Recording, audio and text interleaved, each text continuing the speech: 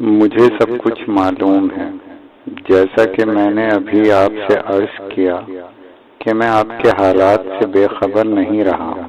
حمزاد نے میری بات کاٹ کر کہا، پھر یہ کہ اب اس شہر میں آپ کو پہچاننے والا ایک شخص بھی زندہ نہیں۔ میں نے 3 بجے سے اب تک یوں ہی وقت نہیں گزارا۔ حمزاد کی بات سن کر میں اچھل پڑا۔ تو کیا تم نے سب کو ٹھکانے لگا دیا؟ میں نے سوال کیا۔ جی ہاں، اب تو نہ نواب صاحب کا کوئی غنڈہ بچا ہے اور نہ ہی کوئی عامل۔ اب آپ کو اس شہر میں کوئی خطرہ نہیں سوائے ایک بڑے خطرے کے۔ حمزاد نے کہا، بڑا خطرہ؟ یہ تمام بات میں آپ کو گھر چل کر تفصیل سے بتاؤں گا۔ میں نے شانتی کو جگانا مناسب نہیں سمجھا اور امینہ بائی سے رات کو آنے کا وعدہ کر کے حمزاد کے ہمراہ بیگم پل کی طرف روانہ ہو گیا۔ گھر پہنچ کر غنودگی اور تھکن کے باوجود میں نے حمزاد سے کہا، میں جلد سے جلد ماں پارا کے بارے میں جاننا چاہتا ہوں۔ تم مجھے بتاؤ کہ تم نے اس کے بارے میں کیا کچھ معلوم کیا۔ ماں پارا کے بارے میں الف سے لے کر یہ تک سب کچھ معلوم کر چکا ہوں، اور وہ سب کچھ آپ کو سنانے سے پہلے میں آپ سے صرف ایک بات پوچھنا چاہتا ہوں، وہ یہ کہ کیا آپ ماں پارا کے خیال کو دل سے نہیں نکال سکتے؟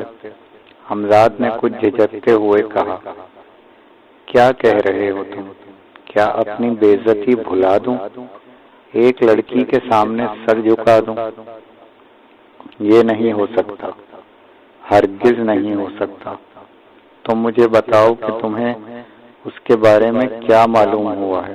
میں نے نرم لہجے میں کہا، میرے اور آپ کے لیے بہتر تو یہی تھا کہ ہم اس فتنے کو نہ چھیڑتے، لیکن آپ نے اس کو اپنی انا کا مسئلہ بنا لیا ہے۔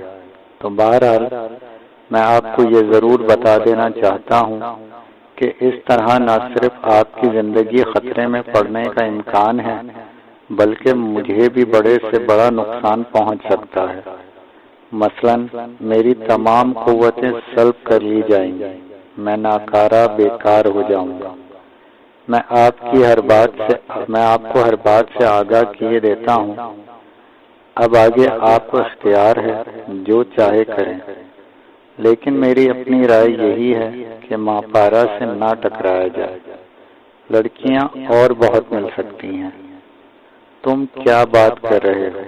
مسئلہ لڑکیوں کا نہیں، عزت نفس کا ہے۔ ذلت اور بزدلی کی زندگی گزارنے سے بہتر ہے کہ آدمی مر جائے۔ سوچ لیجئے، میں تو آپ کے حکم کا تابعدار ہوں۔ آپ جو حکم دیں گے اسے اسی طرح بجا لانے کی کوشش کروں گا۔ آپ کی زندگی اتنی سستی نہیں ہے کہ لڑکی کے لیے اسے گنوا دیا جائے۔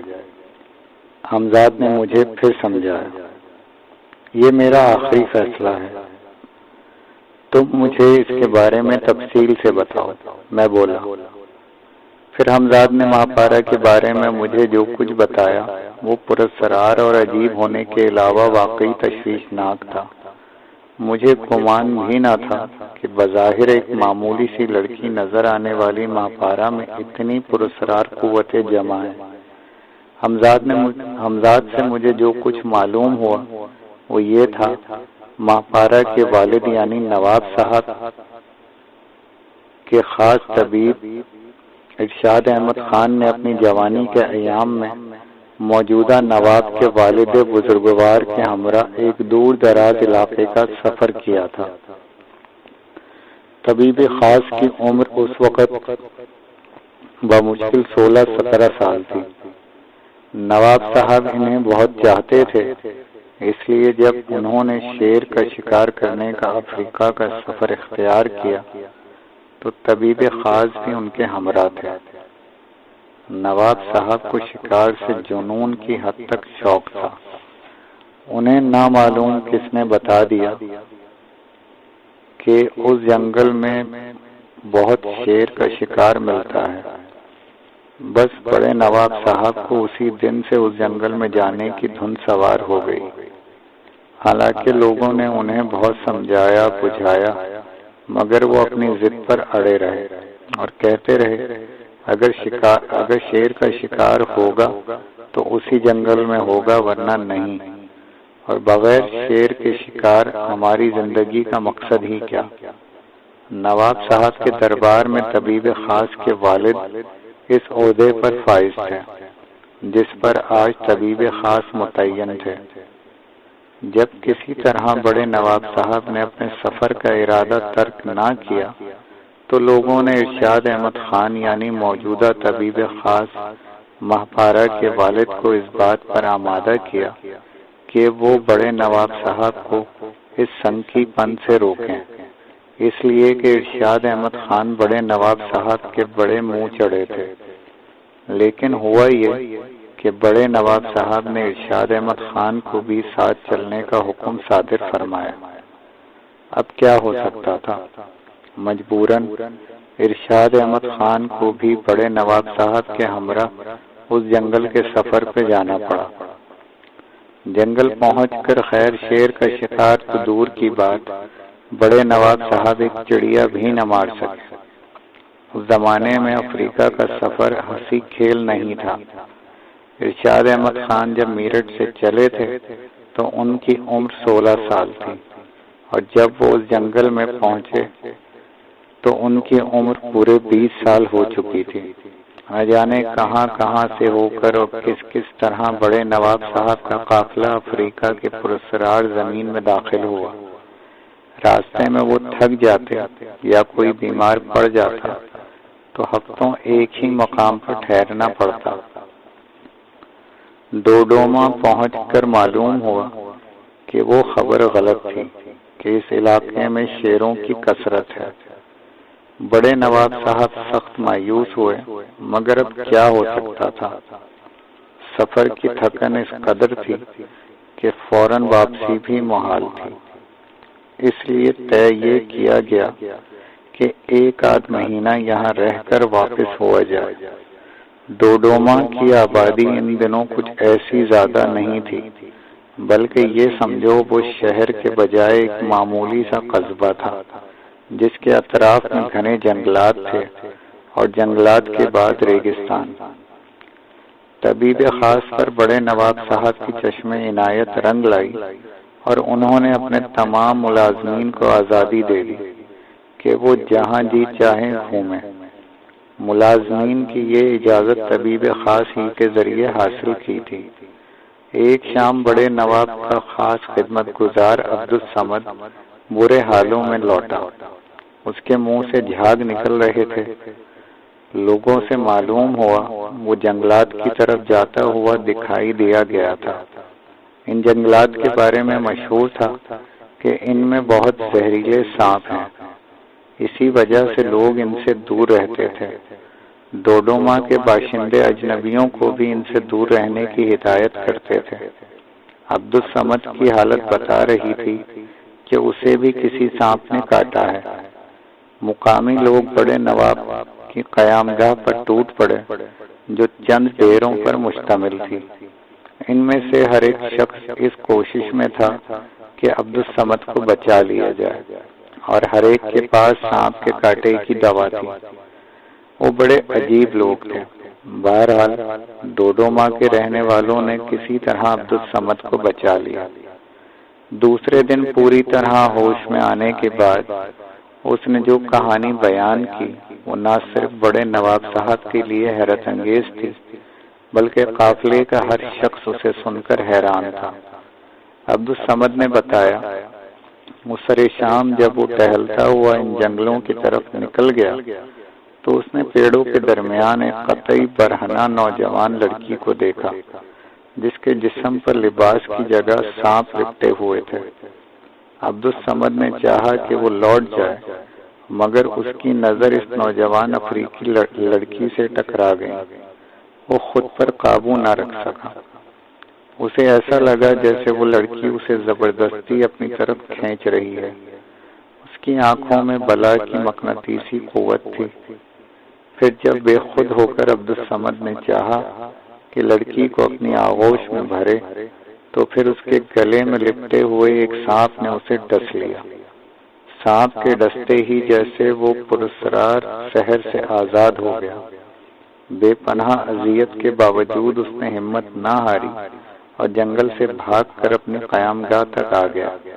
عبدالصمد نے بتایا کہ سانپ کے ڈستے ہی وہ نوجوان افریقی لڑکی نہ جانے کہاں غائب ہو گئی۔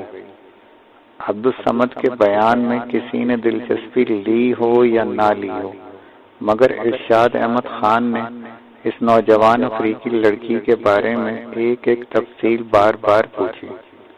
دراصل عبدالصمد نے نوجوان لڑکی کا جو نقشہ کھینچا تھا وہ ارشاد احمد خان کے دل کو لگ گیا تھا، اور ان کے دل میں بھی اس لڑکی کو ایک بار قریب سے دیکھنے کی خواہش مچلنے لگی تھی۔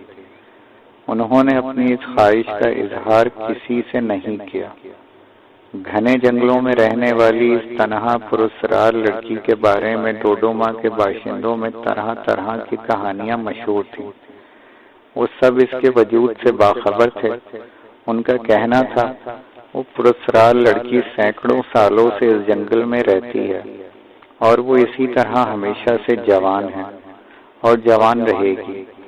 اس لڑکی کے بارے میں ان روایتوں نے ارشاد احمد خان کو اور زیادہ مجبور کیا کہ وہ اسے ایک بار ہی صحیح مگر دیکھ ضرور لیں۔ بڑے نواب صاحب اپنے ہمراہ ایک ضعیف شخص کو بھی لائے تھے جو افریقہ کی قدیم زمانوں کو سمجھنے کا اہل تھا، تاکہ انہیں یہاں پہنچ کر پریشانی نہ ہو۔ یہی ضعیف شخص بڑے نواب کے قافلے اور ڈوڈوما کے باشندوں کے درمیان رابطہ تھا، اور اسی سے یہ تمام باتیں قافلے والوں کو معلوم ہوئی تھیں۔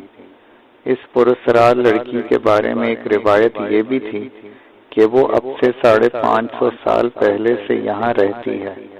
اس کی کل عمر 600 سال ہے، جس میں ابھی 50 برس باقی ہیں۔ 50 سال بعد وہ مر جائے گی، لیکن وہ جوان ہی مرے گی۔ ان 600 سالوں کا جواز وہ یہ بتاتے تھے کہ اب سے ٹھیک 50 سال بعد اس جادوئی عمل کا اثر ٹوٹ جائے گا جو اس لڑکی کی ماں نے اس کی طویل زندگی کے لیے 550 سال پہلے کیا تھا۔ نہ جانے کیا کیا قصے کہانیاں تھیں جو ارشاد احمد خان نے لڑکی کے بارے میں سنی۔ ان کا اشتیاق بڑھتا گیا۔ وہ جوانی کے جوش میں عبدالصمد کے ساتھ پیش آنے والا واقعہ بھی بھول گئے، اور ایک دن ان گھنے جنگلوں میں لڑکی کی تلاش کرنے کے لیے گھس گئے۔ نہ جانے وہ کہاں سے کہاں نکل گئے، اور جب انہوں نے لڑکی کی تلاش سے تنگ آ کر لوٹنا چاہا تو وہ راستہ بھول چکے تھے۔ دن کے وقت بھی اس گھنے جنگل میں کسی قدر اندھیرا تھا۔ ارشاد احمد خان بہت گھبرائے، مگر اب کیا ہو سکتا تھا۔ وہ کافی دیر جنگل میں بھٹکنے کے بعد ایک پیڑ کے نیچے بیٹھ گئے۔ ابھی وہ سنبھل کر بیٹھنے بھی نہ پائے تھے، ایک سانپ بڑی تیزی سے سرسراتا ہوا ان کے قریب سے گزر گیا۔ وہ اچھل کر کھڑے ہو گئے تو پھر انہیں سانپوں نے ہر طرف سے گھیر لیا۔ وہ بدحواس اور خوفزدہ سے اپنے چاروں طرف دائرے کی صورت میں پھیلے ہوئے سانپوں کو دیکھ رہے تھے۔ اسی وقت کسی کے کھلکھلا کے ہنسنے کی آواز نے انہیں اپنی طرف متوجہ کر لیا۔ یہ آواز سامنے سے آ رہی تھی۔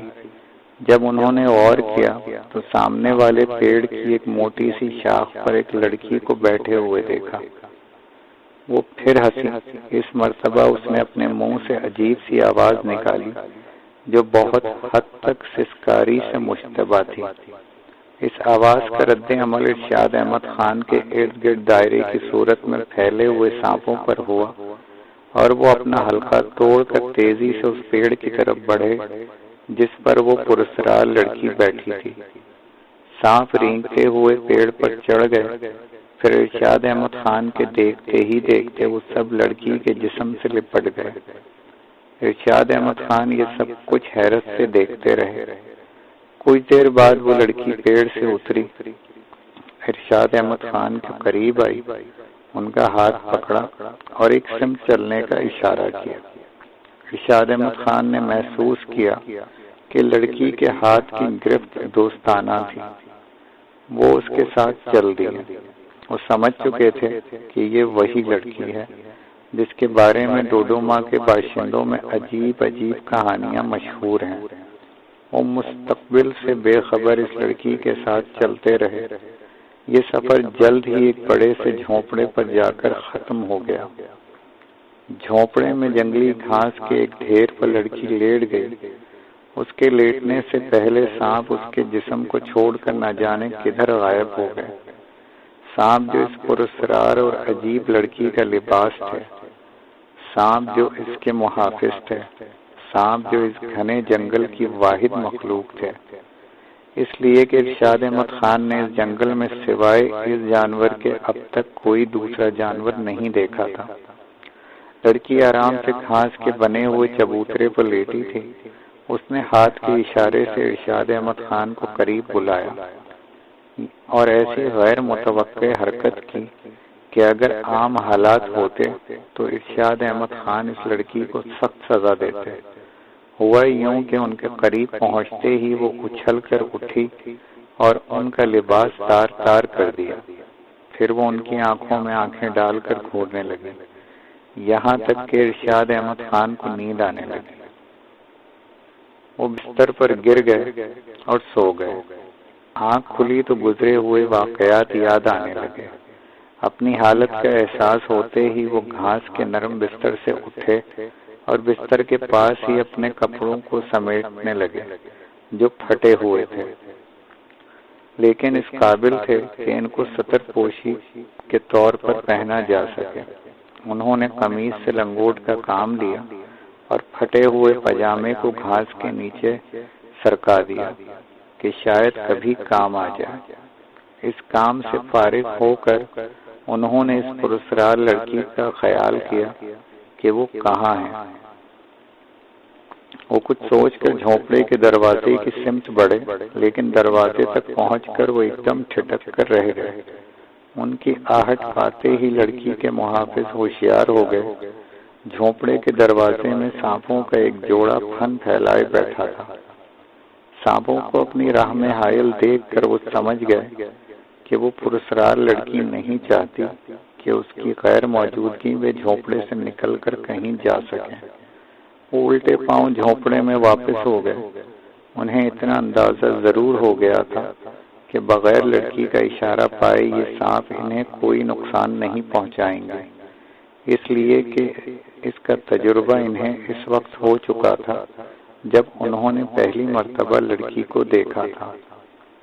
ہاں، یہ ممکن ہے اگر میں اس لڑکی کے مرضی کے بغیر کچھ کروں یا اسے نقصان پہنچانے کی کوشش کروں تو سانپ میرے لیے ضرر رساں ثابت ہوں۔ وہ اس طرح کے وسوسوں اور خیالوں میں ایسے گم تھے کہ انہیں پتہ ہی نہ چلا کہ لڑکی کب خاموشی سے جھونپڑے میں داخل ہوئی اور کب ان کے پیچھے آ کر کھڑی ہو گئی۔ اس وقت ان کی پشت جھونپڑے کے دروازے کی طرف تھی۔ جیسے ہی لڑکی نے ان کے شانے پر ہاتھ رکھا وہ اچھل پڑے۔ ان کے اس طرح اچھل پڑنے پر لڑکی بہت زور سے ہنسی۔ لڑکی کی ہنسی پر انہیں غصہ آ گیا۔ وہ جھنجلا کر مڑے۔ جوانی کے جوش میں وہ یہ بھول گئے کہ وہ کسی عام لڑکی پر ہاتھ نہیں اٹھا رہے۔ لڑکی کے جسم سے جیسے ہی ان کا ہاتھ لگا، ایک شدید جھٹکے نے انہیں دور پھینک دیا۔ وہ جھونپڑی کے کچے فرش پر پڑے پراسرار لڑکی کو خوف زدہ آنکھوں سے دیکھ رہے تھے۔ لڑکی کے چہرے سے بھی غصے کا اظہار ہو رہا تھا۔ ان کا جوش اب خوف میں بدل چکا تھا اور انہیں پوری طرح احساس ہو گیا تھا کہ وہ لڑکی کا کچھ نہیں بگاڑ سکتے اور ہر طرح سے اس کے رحم و کرم پر ہیں۔ اپنی مجبوری اور بے بسی کا احساس ہوتے ہی انہوں نے رحم طلب نظروں سے لڑکی کی طرف دیکھا۔ لڑکی نے شاید ان کی نگاہوں کا پیغام پڑھ لیا۔ وہ ان پر جھکی اور انہیں سہارا دے کر گھاس کے بستر پر بٹھا دیا، اس لیے کہ جھٹکا لگتے ہی انہیں ایسا محسوس ہوا جیسے ان کے جسم کی ساری جان نکل گئی ہو۔ وہ اس وقت بے انتہا کمزوری محسوس کر رہے تھے۔ شاید اس کی وجہ وہ ماحول اور پراسرار حالات تھے جس سے وہ نبرد آزما تھے۔ پھر نہ جانے لڑکی کو کیا سوجھی کہ وہ جھونپڑے سے نکل کر ایک دم کہیں چلی گئی۔ پھر کچھ دیر بعد واپس ہوئی تو اس کے دونوں ہاتھوں میں جنگلی پھل تھے جو اس نے ان کے سامنے ڈھیر کر دیا اور اشارہ کرنے لگی۔ جب وہ کچھ نہ کچھ سمجھے تو لڑکی نے ایک پھل اٹھا کر خود کھانا شروع کر دیا اور انہیں بھی اشارہ کیا۔ اب ان کی سمجھ میں آ گیا کہ لڑکی انہیں پھل کھلانا چاہتی ہے۔ کچھ وہ پہلے بھی سمجھ رہے تھے، مگر اب وہ ہر قدم سوچ سمجھ کر اٹھانا چاہتے تھے، کہیں کوئی ایسی بات نہ ہو جائے کہ لڑکی ان سے بدگمان یا ناراض ہو کر انہیں کوئی نقصان پہنچا دے۔ وہ لڑکی پراسرار قوتوں سے آگاہ تھی، نہ چاہتے ہوئے بھی انہوں نے وہ جنگلی پھل کھا لیے جو ذائقے میں بدمزہ تھے۔ اسی طرح دن ہفتوں میں اور ہفتے مہینوں میں تبدیل ہوتے گئے۔ اب وہ جنگل کی زندگی کے کسی حد تک عادی ہو چکے تھے۔ وہ پراسرار افریقی لڑکی بھی بہت حد تک ان سے مانوس ہو گئی تھی۔ بات اشاروں کنائیوں سے نکل کر لفظوں تک پہنچ گئی تھی۔ جب ان کے سکھائے ہوئے ٹوٹے پھوٹے لفظ لڑکی بولتی تو انہیں ایسی خوشی ہوتی جیسے انہوں نے دنیا بھر کی دولت پا لی ہو۔ حیرت انگیز بات یہ تھی کہ لڑکی نے بہت کم عرصے میں یہ سب کچھ سیکھ لیا۔ ان کو یہاں اس کے ساتھ رہتے ہوئے مشکل سے 3 مہینے بھی نہ گزرے تھے، انہوں نے بالکل شروع سے سب کچھ سکھا دیا تھا۔ جیسے بچوں کو بتاتے ہیں یہ پانی ہے، یہ زمین، وہ آسمان، یہ پیڑ۔ اور لڑکی کے ساتھ اتنا عرصہ گزرنے کے باوجود ارشاد احمد خان ابھی تک اسے پوری طرح نہ سمجھ سکے تھے۔ اس لڑکی کے حرکات و سکنات بعض اوقات اتنی عجیب و غریب اور پراسرار ہوتی کہ ان کی سمجھ میں کچھ بھی نہ آتا۔ انہوں نے دیکھا کہ وہ روز الگ صبح اٹھ کر کہیں چلی جاتی ہے۔ وہ کہاں جاتی ہے یہ اب تک راز تھا۔ ان کے دل میں اکثر یہ تجسس پیدا ہوتا کہ وہ معلوم کریں اس لڑکی کی حقیقت کیا ہے، ان قصے کہانیوں میں کہاں تک صداقت ہے جو اس پراسرار لڑکی کے بارے میں ڈوڈوما کے باشندوں میں مشہور ہیں۔ وہ یہ سب کچھ جاننے کے لیے بےتاب تھے۔ شاید یہی وجہ تھی انہوں نے اس عجیب پراسرار لڑکی کو اپنی زبان سکھائی تھی۔ انہیں اس بات پر بھی حیرت تھی کہ لڑکی نے انہیں کوئی نقصان نہ پہنچایا، جبکہ لڑکی کے بارے میں اس سے پہلے کے واقعات شاہد تھے کہ جس نے بھی اسے پانے کی خواہش کی سخت نقصان اٹھایا۔ اس کی تازہ مثال عبدالصمد کے ساتھ پیش آنے والا حادثہ تھا۔ انہیں کچھ اندازہ تو ہوتا تھا کہ لڑکی انہیں چاہتی ہے، مگر کیوں، اس سے وہ ناواقف تھے۔ لڑکی اب بہت حد تک ان کی باتیں سمجھنے لگی تھی اور خود بھی ان کی زبان میں اپنی بات سمجھانے کی اہل ہو گئی تھی۔ انہوں نے اس کا نام بھی رکھ دیا تھا اور وہ اسے ساحرہ کہتے تھے۔ جب وہ اسے ساحرہ کے نام سے پکارتے وہ بے انتہا خوش ہوتی۔ اس نام کے معنی بھی انہوں نے سمجھا دیے تھے۔ اس کے محافظ اب زیادہ تر اس کے جسم سے جدا ہی رہتے، اس لیے کہ انہوں نے ساحرہ سے کہا تھا کہ انہیں ہر وقت سانپوں کی موجودگی سے وحشت ہوتی ہے۔ ساحرہ نے ان پر سے کڑی نگرانی بھی اٹھا لی تھی۔ وہ کسی قدر ان پر بھروسہ کرنے لگی تھی، لیکن وہ اس کے باوجود خود میں اتنی ہمت نہیں کر پاتے تھے کہ کبھی ساحرہ کا پیچھا کر کے معلوم کرنے کی کوشش کریں کہ وہ الگ صبح کہاں جاتی ہے۔ حالانکہ اب جھونپڑے کے دروازے پر سانپوں کا پہرا بھی نہیں تھا، لیکن یہ صورت زیادہ دنوں تک برقرار نہ رہ سکی۔ ایک رات انہوں نے ہمت کر کے ساحرہ کے بارے میں خود اس سے سوالات کر ڈالے، اور یہ وہ لمحے تھے جب دنیا کی کوئی بھی لڑکی کو چھپانے کی اہل نہیں ہوتی۔ انہوں نے بہت غور کرنے کے بعد اس سے کچھ معلوم کرنے کے لیے اس وقت کا انتخاب کیا پھر انہیں جو کچھ معلوم ہوا وہ انتہائی عجیب اور ناقابل یقین تھا۔ اس نوجوان پراسرار افریقی لڑکی نے ارشاد احمد خان کو بتایا تھا کہ اس کا تعلق افریقہ کے ایک انتہائی قدیم قبیلے سے ہے جو اب سے 600 سال پہلے ڈوڈوما میں برسر اقتدار تھا۔ اس قبیلے کی رسومات اور عقائد افریقہ کے دیگر قبیلوں سے قطعی مختلف اور جدا تھے۔ وہ قبیلہ پراسرار علوم سے مالا مال تھا۔ اس کا عقیدہ تھا کہ جنس ہی وجہ تخلیق کائنات ہے۔ اس سانپ کو اپنا انتہائی مقدس دیوتا مانتے تھے۔ کوئی 550 سال پہلے ڈوڈوما پر مقدس دیوتا کا عذاب نازل ہوا۔ ساری بستی ایک وبائی مرض کا شکار ہو گئی۔ واقعہ یہ تھا کہ لڑکی کے بھائی کو مقدس دیوتا نے ڈس لیا تھا، لیکن اس کا باپ اپنے اوپر قابو نہ رکھ سکا اور اس نے مقدس دیوتا کا فن کچل دیا تھا۔ ڈوڈوما کی تاریخ میں یہ پہلا موقع تھا کہ کسی نے مقدس دیوتا کو مارا ہو۔ ان کا عقیدہ تھا کہ دیوتا اس وقت تک کسی کو سزا نہیں دیتے جب تک وہ اس کا مستحق نہ ہو۔ لڑکی کے بھائی کے بارے میں بھی لوگوں کا یہی خیال تھا کہ وہ گناہگار تھا۔ وہ مقدس دیوتا کی عبادت گاہ میں جنسی فعل کا مرتکب ہوا تھا اور ایسا کرنا انتہائی گناہ تھا۔ وبا کا پہلا شکار لڑکی کا باپ تھا۔ وہ رات کو اچھا بھلا سویا، لیکن صبح اٹھا تو اس کا سارا جسم نیلا تھا، منہ سے جھاگ نکل رہے تھے۔ اسی حالت میں وہ تڑپ تڑپ کر مر گیا۔ پھر تو جیسے سارا قبیلہ دیوتا کے ہولناک عذاب کی لپیٹ میں آ گیا۔ لوگ رات کو اچھے بھلے سوتے، لیکن صبح ہوتے ہی ان کے جسم نیلے پڑ جاتے اور وہ منہ سے جھاگ نکال نکال کر دم توڑ دیتے۔ انہی حالات میں لڑکی کی ماں نے اپنی بیٹی کی زندگی کے لیے ایک عجیب و پراسرار عمل کیا۔ وہ دیوتا کی عبادت گاہ میں گئی اور اس کے ہمراہ لڑکی بھی تھی۔ وہ پورے 3 دن دیوتا کے حضور میں بلکتی رہی۔ آخر دیوتا نے اس کی قربانی قبول کر لی۔ لڑکی نے دیکھا کہ پتھر سے تراشا ہوا مقدس دیوتا زندہ ہو گیا۔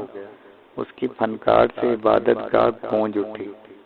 تاریخ عبادت گاہ میں دیوتا کی سرخ سرخ آنکھیں جیسے آنکھوں سے ہلکی ہلکی روشنی پھیل گئی۔ لڑکی کی ماں دیوتا کو زندہ ہوتے دیکھ کر خوشی سے سجدے میں گر گئی۔ لڑکی نے چاہا کہ گھبرا کر عبادت گاہ سے بھاگ جائے، مگر اسے ایسا محسوس ہوا جیسے وہ اپنی مرضی سے ایک قدم بھی نہیں اٹھا سکتی۔ لڑکی نے دیکھا کہ دیوتا نے اس کی ماں کو ڈس لیا اور پھر ایک دم عبادت گاہ پہلے کی طرح تاریک ہو گئی۔ لڑکی کی ماں کو نقیب آواز سنائی دی۔ وہ کہہ رہی تھی،